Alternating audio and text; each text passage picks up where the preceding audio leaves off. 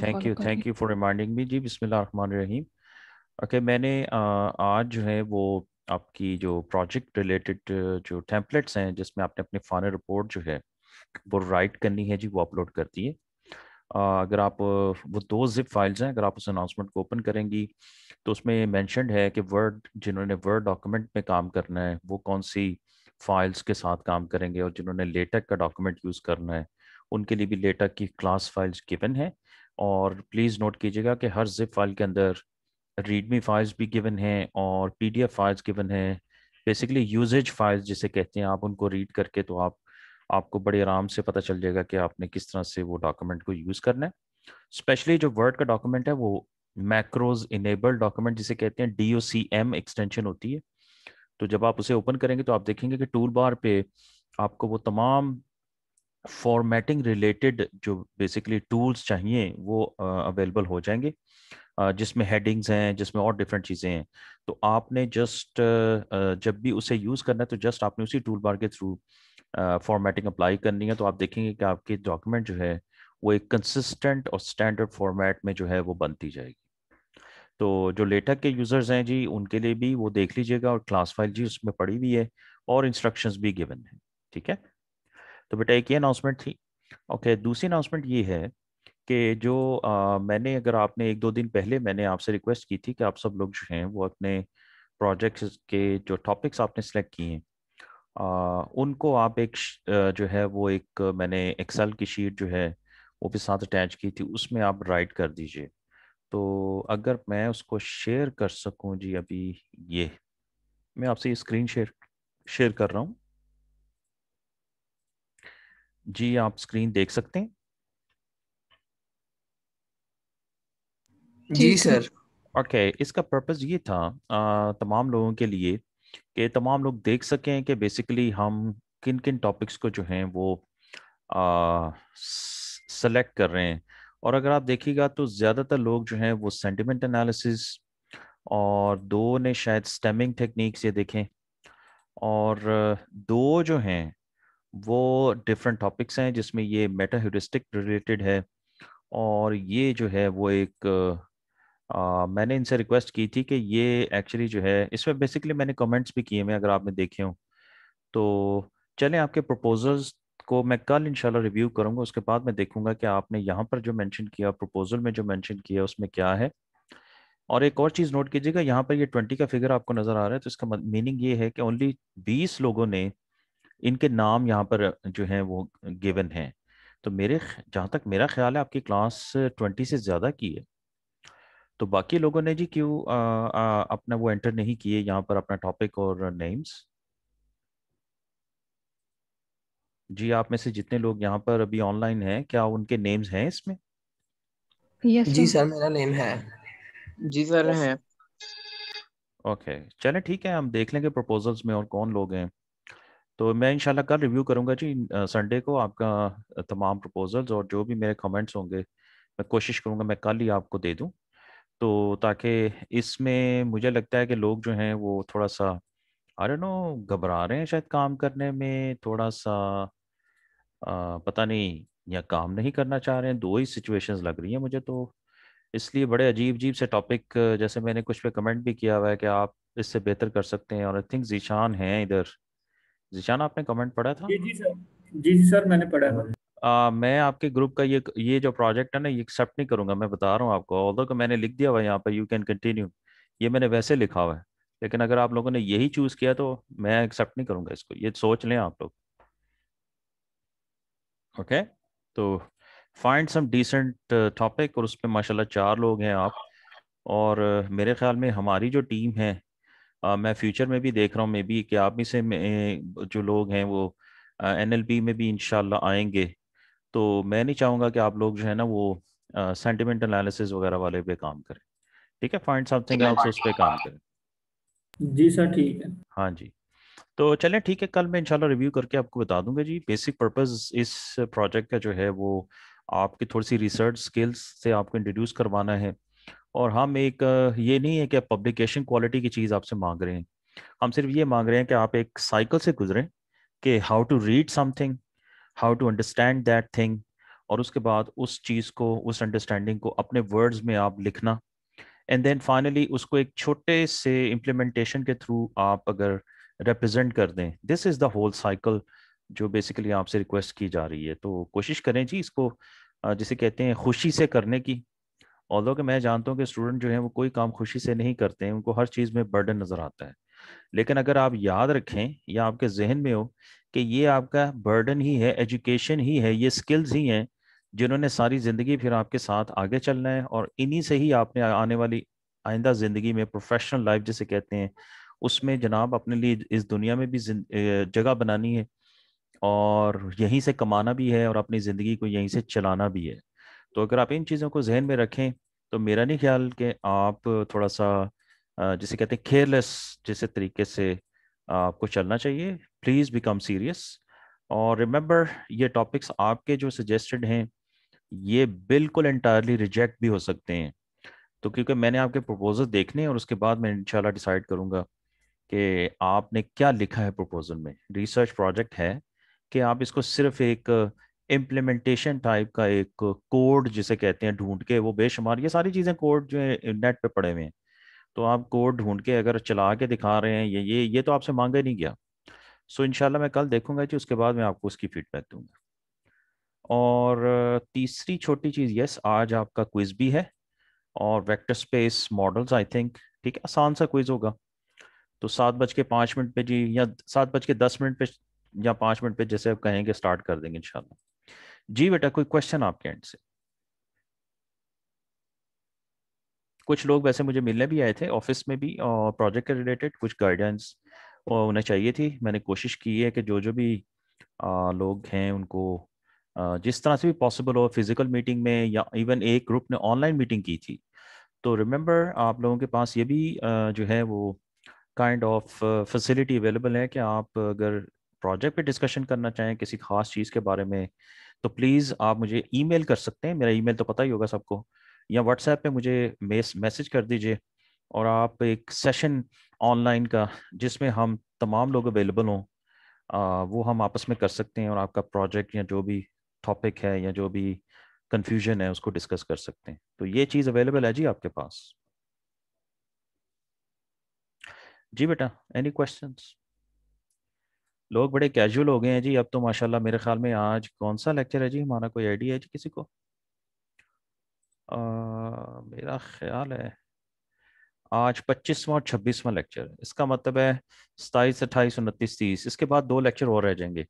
तो लोग नोट कीजिएगा, काफ़ी कैजुअल हैं, और इसलिए कि 4:18 हुए हैं और अभी भी लोग जो हैं आपके सामने है जी। 13 पार्टिसिपेंट्स हैं टोटल मुझे डाल के, तो पहले 7 मिनट में सिर्फ एक पार्टिसिपेंट थे, और मैं उनकी तारीफ करना चाहूँगा जी सबके सामने। वो माशाल्लाह से सबसे पहले काइंड ऑफ, मैंने जब भी लेक्चर स्टार्ट किया, she is the first person to join, और वो एक्टिवली जो है वो मैं देखता हूँ कि वो थ्रू आउट दीज लेक्चर्स वो जो है वो प्रेजेंट रहती हैं।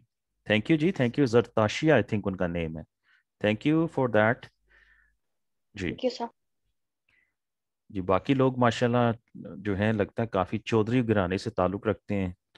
तो जितने भी चौधरी हैं ना जो सुन रहे हैं मेरी बात, पुत्र आपका 50% ग्रेड जो है ना इस रिपोर्ट पे है।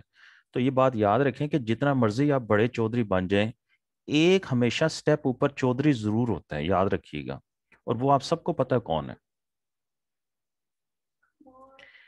मेरा ख्याल में मैंने जो मैसेज देना था दे दिया। चले अच्छा है, रिकॉर्डिंग में जा रहा है जी, जो लोग फन फन भी करेंगे इस बात पे हैं जी। जी guys, any questions? Last lecture में जी हमने क्या किया था, चलें को बता दें मुझे।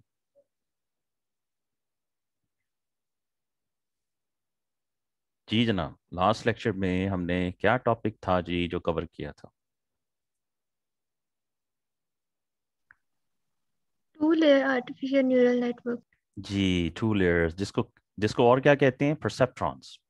हमने लास्ट लेक्चर में जी परसेप्ट्रॉन्स की बात की थी। हमने कोशिश की थी अंडरस्टैंड करने की कि एक स्टैंडर्ड जो basically 2 layer without using any hidden layers, जो जो न्यूरल नेटवर्क होता है वो क्या होता है।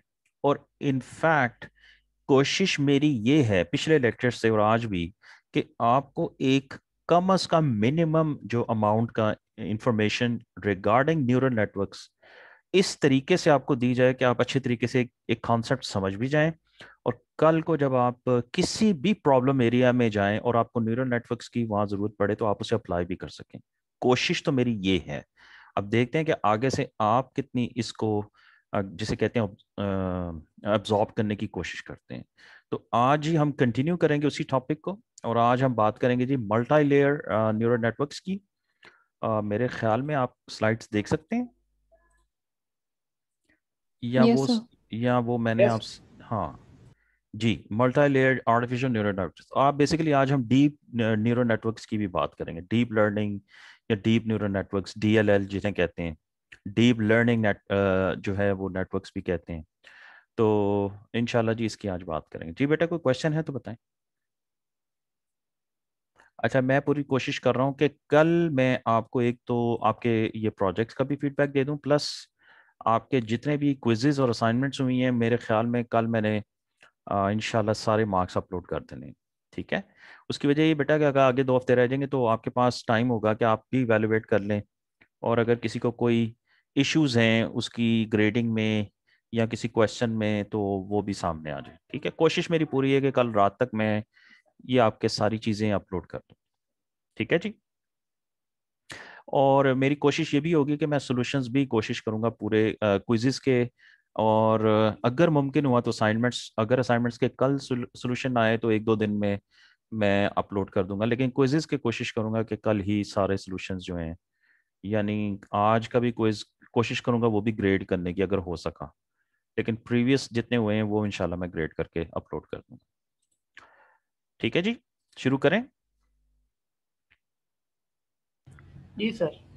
ओके। Yes sir. बिस्मिल्लाहिर्रहमानिर्रहीम जी, आज हम बात करेंगे multi layer artificial neural networks की। ये स्लाइड्स बेटा आपसे शेयर कर दी गई हैं, ठीक है, और आप देख सकेंगे गूगल क्लासरूम पे, आई थिंक पिछले वीक में मैंने कर दी थी।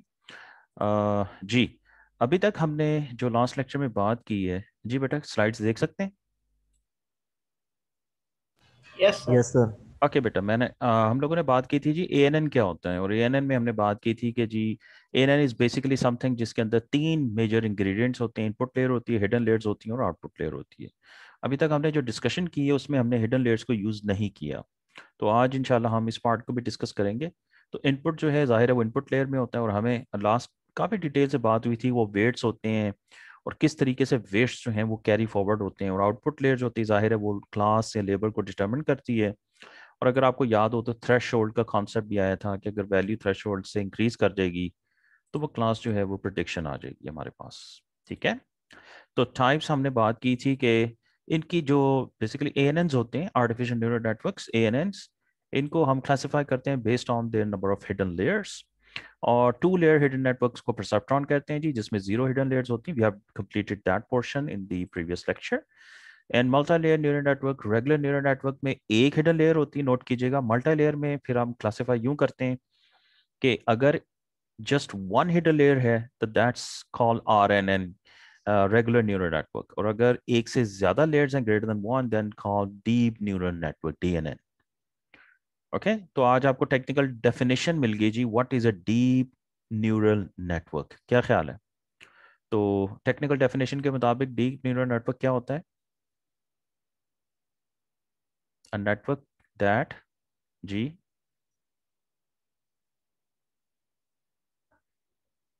जी स्टूडेंट्स,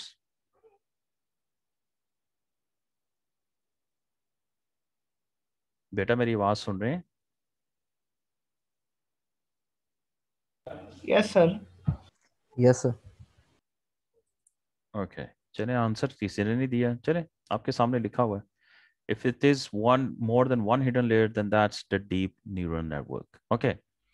There are 2 perceptrons की हमने strengths and weaknesses की भी last time बात की थी। They can learn. They're very good in binary classification problems, but they cannot be, expanded to make larger ANNs. Perceptrons can learn linearly separable functions. ये इसकी बहुत बड़ी कमजोरी है।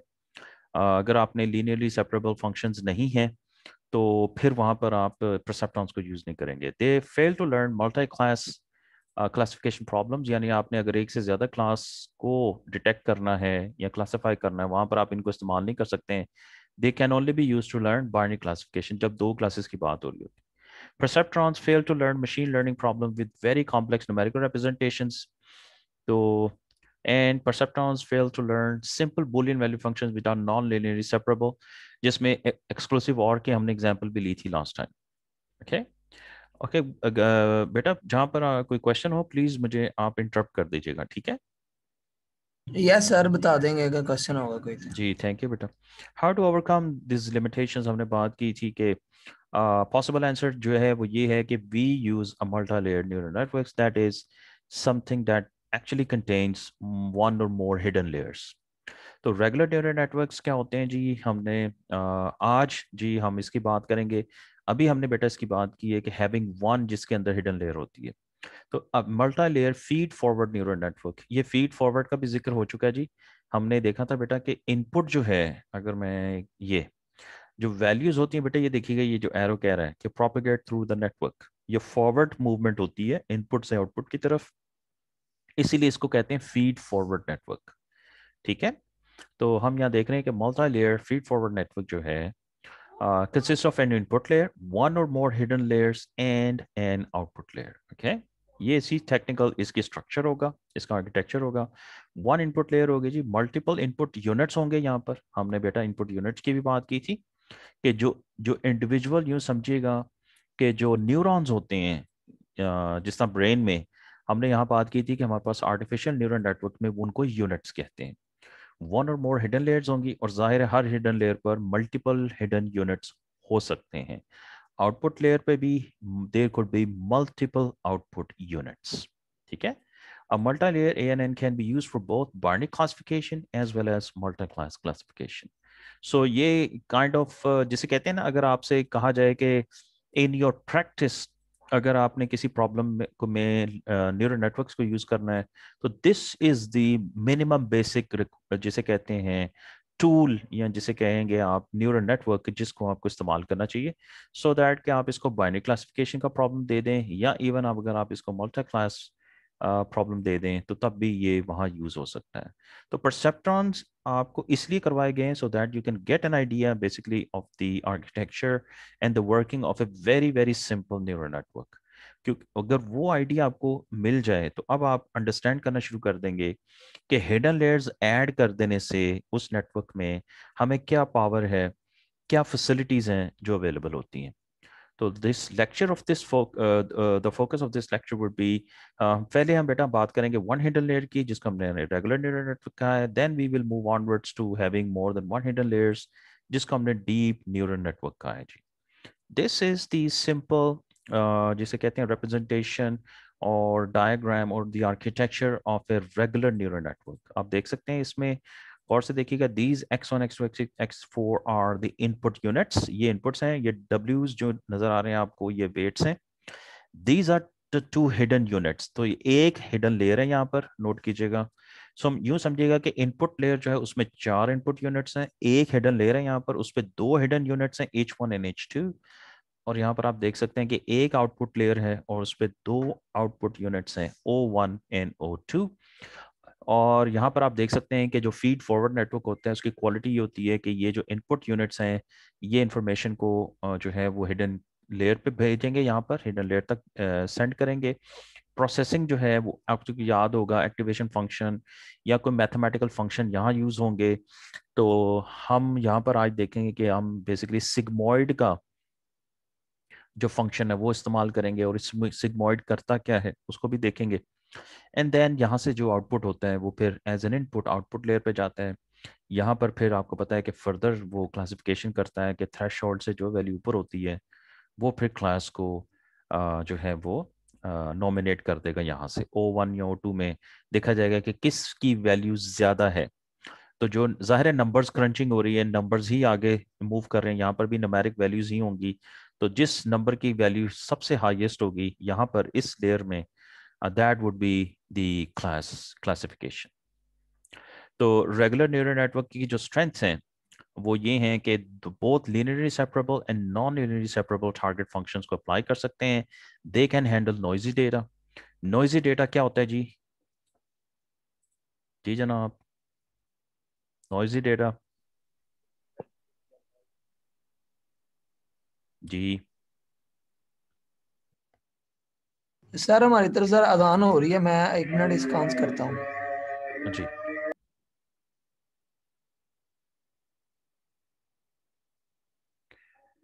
ओके, नॉइजी डेटा में मुराद ये होती है कि if the values are either missing, or values जो हैं वो बहुत, जिसे कहते हैं आउटलायर्स हैं, बहुत ज़्यादा बड़ी या बहुत छोटी वैल्यूज़ अगर हैं, या कोई मिसिंग वैल्यूज़ हैं, तो that is actually something which is called noisy data.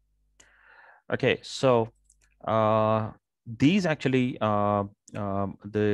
these networks actually have this ability to understand or to process very complicated numerical calculations. तो जितनी भी calculations हैं, जिस तरह की भी हों, they are able to handle that. Weaknesses ये होंगी इसकी, जाहिर है अगर आपके पास एक ऐसी जैसे कहते हैं, सपोज दैट एक स्पोर्ट्स कार है जो कि बहुत कम टाइम में बहुत तेजी से सफर करती है, यानी उसकी जो स्पीड है, इंक्रीज होने की एबिलिटी बहुत फास्ट है, तो आप देखेंगे कि वो स्पीड की जो कॉस्ट होगी वो आपकी फ्यूल कंजम्पशन होगी। तो वो गाड़ी जो है वो बहुत तेजी से फ्यूल कंज्यूम कर रही होगी।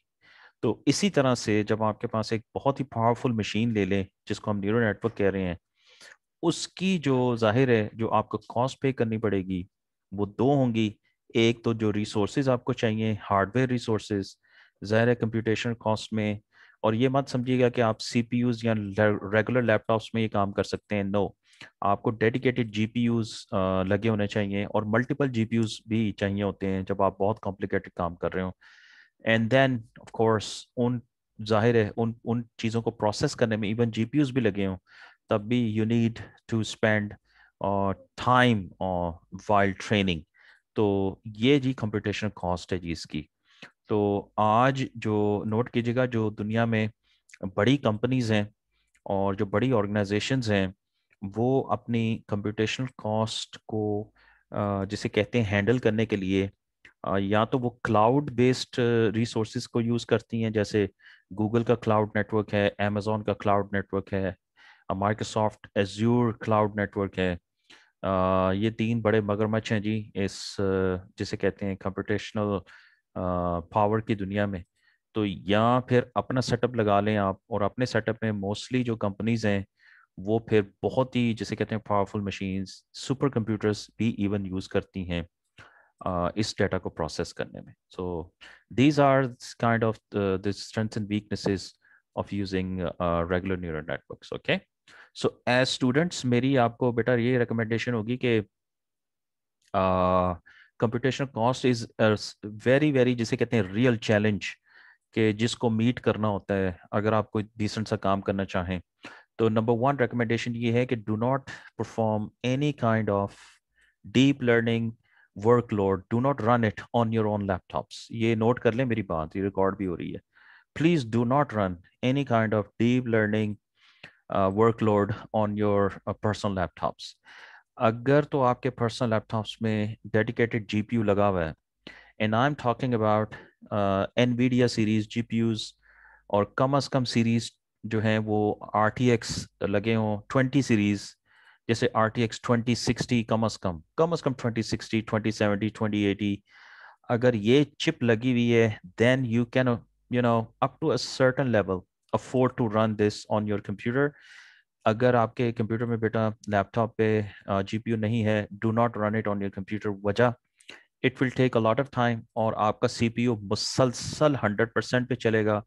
एंड मैं ये बता सकता हूँ कि there is a strong chance कि अगर वो 10 घंटे या 12 घंटे चलता है तो वो काइंड ऑफ मेल फंक्शन भी कर सकता है, वो चिप भी उड़ सकती है, ख़राब हो सकती है।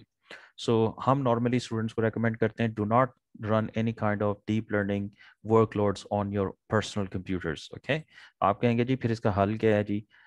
इसके बहुत सारे हल हैं जी। आप देखिए गूगल का एक सर्विस है कोलैब, COLAB। तो आई थिंक आपने कोलैब का वर्ड सुना होगा सबने। और इसी तरह से अगर आप देखें तो जो है कैगल है, कैगल के भी अपने सर्वर्स अवेलेबल हैं। इसी तरह से आपके पास माइक्रोसॉफ्ट का भी कुछ हद तक वो आपको, और अमेजोन भी इवन एक लिमिटेड अमाउंट तक जो रिसोर्सेज हैं वो फ्री में स्टूडेंट्स को देते हैं। तो आप सबसे पहले जी गूगल कोलैब को यूज़ करें, COLAB कोलैब।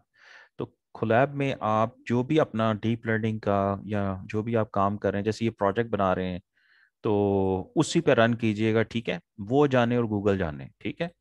तो please do not run any kind of this stuff on your own computers. बाद में ना कहिएगा जी हमने आपको वार्निंग नहीं दी है, ठीक है जी। Guys, are you back? वापस आ गए हैं जी सारे? जी सर। जी sir. Okay, good. Any questions here? No, sir. All no right, sir, G. Clear. Let's move ahead. How these regular networks work? Okay, number one, random weights are assigned to edges between input, hidden and output units. आपको पता है जी, ये सारे का सारा processing जो neural networks में होती है वो डिपेंड करती है वेट्स के ऊपर। And weights are very very important concept as far as neural networks are concerned. तो आपने लास्ट टाइम भी देखा था कि वेट्स एक्चुअली क्या होते हैं, बार बार वेट्स को न्यूरल नेटवर्क जो है वो चेंज करता है। आपने नोट किया था ये चीज, और हमने एग्जांपल्स में भी देखी थी जी बेटा। जी सर। यस जी, सर। तो क्योंकि ये वेट्स होते हैं जो न्यूरल नेटवर्क को बताते हैं कि उसकी उस काइंड ऑफ जो चीज को जिसको क्लासिफाई करने की कोशिश की जा रही है उसकी एक्यूरेसी कितनी होगी, ये वेट्स हो रहे हैं जो बता रहे होते हैं। तो न्यूरल नेटवर्क क्या करता है, बार बार इनको रिवाइज कर रहा होता है, ट्यूनिंग कर रहा होता है जी वेट की। आई थिंक ये वर्ड हमने लास्ट टाइम बहुत ज्यादा दफा यूज किया था। और इसी तरह से यहाँ पर भी इनको रिवाइज किया जाएगा। यहाँ हम देखेंगे कि बैक प्रोपेगेशन जो है वो आज आप देखिएगा कि वो स्टार्ट हो जाएगी। Okay, then what? Step two, inputs are fed simultaneously into input units. Okay, simultaneously होता है कि सारे इनपुट इकट्ठी, क्योंकि बहुत सारे इनपुट यूनिट्स होते हैं तो पैरेलल में एक्चुअली जो है वो प्रोसेस कर रहे होते हैं इस चीज को। यही वजह है कि जी कि ये एक वक्त में बहुत सारी डेटा को ये प्रोसेस कर रहा होता है, क्योंकि बहुत सारे यूनिट लगे होते हैं। तो पैरेलल में सारे के सारे यूनिट्स जो हैं वो कुछ ना कुछ प्रोसेस कर रहे होते हैं। Step three, weighted sum of inputs S is calculated and fed as input to the hidden layers making up the hidden layer. वो आपने देख लिया था बेटा कि इनपुट लेयर्स में से जो होता है वो weighted sum of the input जो होता है वो कैलकुलेशन एक परफॉर्म होती है एक फंक्शन के थ्रू। और उसके बाद ये जो कैलकुलेशन होगी ये फिर हिडन लेयर्स को एज एन इनपुट जो है वो जाएगी। नंबर 4 पे क्या होगा, हिडन लेयर के ऊपर कोई ना कोई मैथमेटिकल फंक्शन होगा जो कि उन वेटेड सम ऑफ इनपुट्स के ऊपर अप्लाई होगा। और आज हम देखेंगे दे आर मैनी एक्चुअली जो है वो दीज मैथमेटिकल फंक्शंस हैं। और हर मैथमेटिकल फंक्शन के लिए की खास, जो समझिएगा खास न्यूरल नेटवर्क जो है वो खास मैथमेटिकल फंक्शन को यूज़ करते हैं बिकॉज वो खास प्रॉब्लम के लिए बने हुए हैं। तो आज कुछ फंक्शंस की आज हम मजीद बात करेंगे। Step 5, weighted sum of input is then calculated for each hidden layer. ज़ाहिर है वो कैलकुलेशन वो जो फंक्शन है वो करेगा।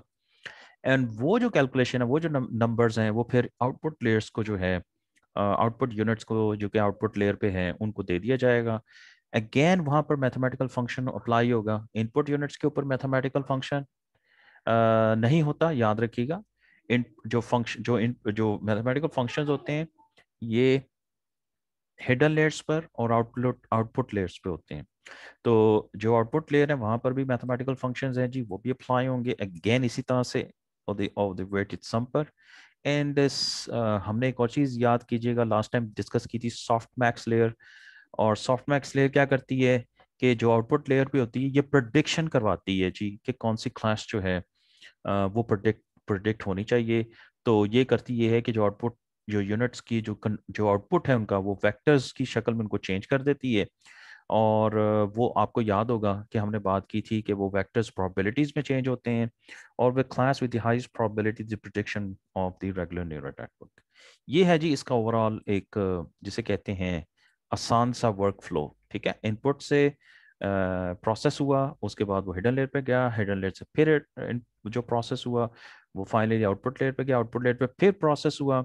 और सॉफ्टमैक्स लेयर जो है वहाँ से वो आउटपुट को जो है वो प्रोबेबिलिटीज में चेंज करेगी और जिसकी हाईएस्ट प्रोबेबिलिटी होगी उसको वो नॉमिनेट कर देगी जी ये हमारी जो है वो क्लास है। ओके, मैथमेटिकल फंक्शंस पॉपुलरली जो है यूज होते हैं वो that is one of those is sigmoid.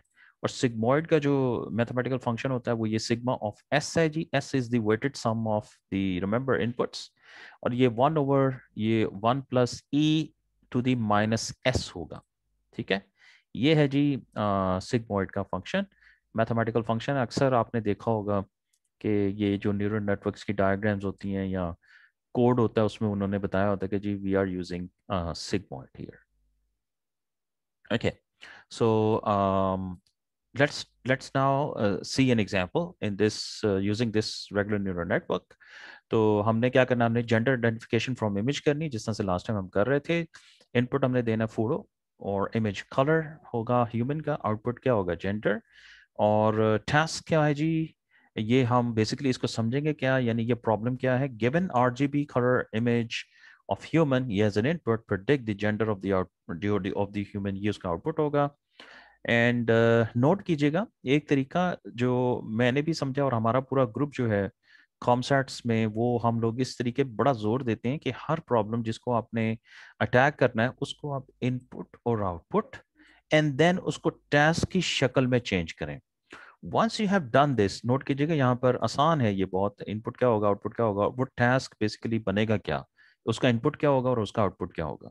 जब आप इसमें कन्वर्ट कर देंगे तो आप देखिएगा कि आपको प्रॉब्लम जो है बड़े अच्छे तरीके से अंडरस्टैंड भी हो जाएगी. और प्लस आपकी ये डॉक्यूमेंट जो है वो बहुत अच्छी, जिसे कहते हैं डॉक्यूमेंटेशन के तौर पे टू दी अदर पीपल जिन्हें आपका काम अंडरस्टैंड करना, उनके लिए भी बहुत अच्छी गाइडलाइन बन जाती है. It is treated as a learning input output function. Note कीजिएगा ये बड़ा कीवर्ड है जी, जो हम लोग बहुत ज़्यादा यूज़ करते हैं कि हमने एक्चुअली इनपुट और आउटपुट के दरमियान जो रिलेशनशिप है वो लर्न करना है. और वो रिलेशनशिप हमें एक फंक्शन बताएगा और that is our hypothesis. Okay, याद कीजिए जो लर्नर होता है एक्चुअली वो एक हाइपोथेसिस आउटपुट करता है. वो हाइपोथेसिस क्या करता है, वो आपको बताता है कि इनपुट जो है ये आउटपुट में किस तरह से चेंज हो रहा है. ठीक है, एंड ऑफ कोर्स हम कर क्या रहे हैं, we are learning from the input to predict the output. जी एनी क्वेश्चंस बेटा यहाँ पर? No, sir. Okay, example again. We are inputting 2 into 2 sorry RGB image, यानी 2 by 2 की है, 4 टोटल पिक्सल होंगे जी.